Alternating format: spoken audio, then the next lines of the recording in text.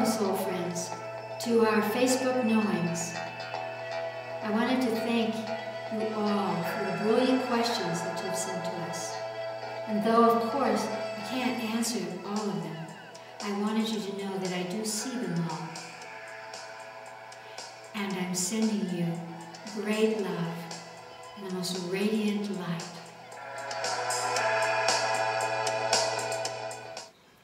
Chris, here's a question from Kat. I would like to know about animals. I think they have souls, and I want to know if they hang out with us and have consciousness in the spirit world. Kat, that's a very powerful question, because it's what you're really asking is, do they die when they die? Is that the end of them? No, it's not the end of them. We have that expression, cats have 9 lives. And what happens is that sentient beings, including the animal kingdom, do move into the astral dimension where they can have consciousness if they are linked to you. They may have independent consciousness, but what I have found is that very, very often we choose a pet, for example, because we feel a connection with that pet. Perhaps we feel that connection because we've actually known them in other lifetimes, and just like people, we have contracts and vows. Mostly those contracts have to do with agreements to protect their human friends or console them. Animals, as you well know, completely comprehend our emotions. They know when we're anxious, they know when we're tired, they know when we're sick. They know all about us, and they choose to travel with us. Now, in ancient times, they used, especially cats, but lions and other animals who had those psychic capacities as protectors of temples, as spiritual beings. So we can be sure that the reason for that was that they do have soul, that they do live in the spirit world beyond the body that they have.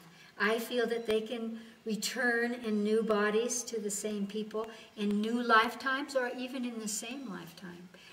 You might have an animal that feels exactly like an animal you had 30 years ago, and probably is.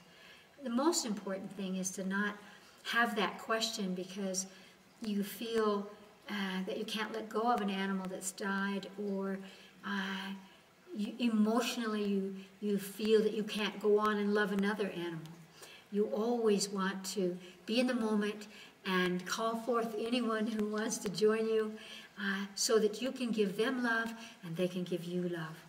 That's the best connection that we could have with any other sentient being.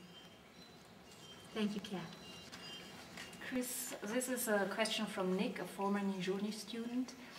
He is curious about aliens, pyramids, angels, and astral projection. Could you talk about these things? Hello, Nick. It's wonderful to connect with you again. Once a Nijoni, always a Nijoni. The beauty way. Everything in balance. And angels, galactics, pyramids, all of those conversations are about a new level of human balance that has to do with expansion of our awareness so that we align to realities that we have not understood or been afraid of in the past. We are rapidly approaching a point where all of these conversations are not esoteric, but are indeed important to our daily life because we have something to offer. We humans have something to offer to aliens. And let me stop at that point, Nick, and say they call them aliens. I don't actually like that term because it implies that they are strange and possibly dangerous to us. So I'm attempting to get the UFO community to change the verbiage and call them galactics because we too are galactics. That just means that we are both part of the same galaxy or possibly different galaxies, but we're made of the same substance. And so what we want to do is to open to those possibilities. I've noticed in the last 30 years that children all are aware of blue lights coming into their rooms, angels, beings from the Devic kingdom, galactic beings contacting them. Maybe that's because these new beings coming in over the last 30 years have a little bit different karma. They have a karma that has to do with the future, opening up, as do you, Nick, or you wouldn't ask that question.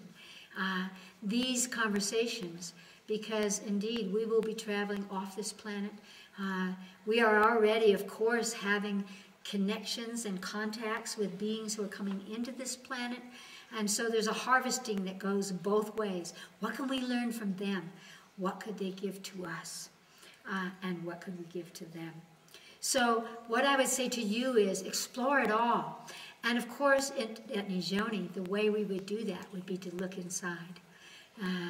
As we do in our consultations and our exercises in consciousness, we would say, go back into a memory in this lifetime where you felt a presence, whether it was a Devic present, an angelic present, a memory from the pyramids. All of these ancient cultures, the Egyptian pyramids, the Mayans, the Incans, the Aztecs, they were all, the Greeks, they were all connecting to beings, gods they called them in Greek, for the Greeks, that came from other areas that taught humans or gave humans information that allowed us to have that quick growth in our societies, in our healing, and in our technologies. And so, look inside, Nick. Where am I holding the galactic in me? Where's a memory I have of some being presenting themselves, or feeling the energies, or a memory of one of these instruments that attract energy, like the pyramids. The pyramids are like a double vortex. They are an energy that draws energy through the funnel into this plane, and they are, through the way that they're constructed, a force that brings certain energies together and shoots them out into the cosmos. So I am glad that you've asked that question.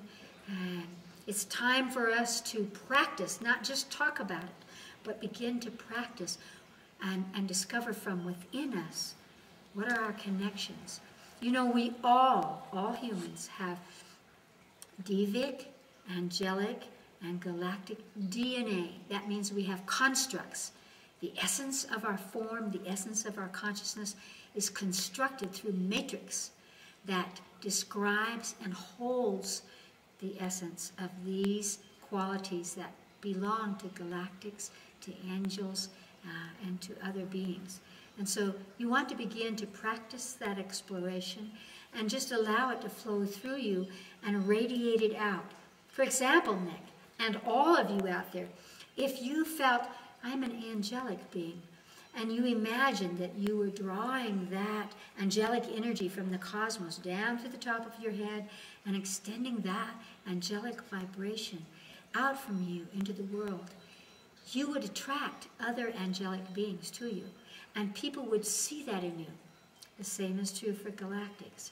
So that we begin to come together and realize that you could talk about this, but more importantly, you could radiate the truth of it through your vibration, thus activating in others the possibility that they recognize that in themselves as well. It's a new world. Speak your truth, Nijoni.